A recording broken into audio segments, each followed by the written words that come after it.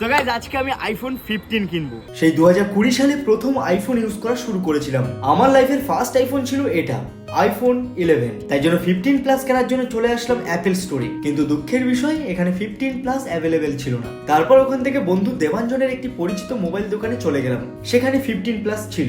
এখন আমার হাতে রয়েছে 256 জিবির আইফোন 15 প্লাস। চলো এবার একটু আনবক্সিং করা যাক। আইফোনের সব ভালো, কিন্তু এদের একটা বিষয় আমার খুব খারাপ লাগে। ভাই নিচ্ছিস লাখ লাখ টাকা, কিন্তু বক্সের মধ্যে দিচ্ছিস অনলি একটা চার্জিং কেবল। চার্জারে মুখ দিচ্ছ যখন, তাহলে পোত্তাও দাও, নাহলে বুঝবো কোথায়। সঠিক বলেছেন। 256 জিবির আইফোন 15 প্লাসের দাম নাকি 1 লক্ষ টাকা।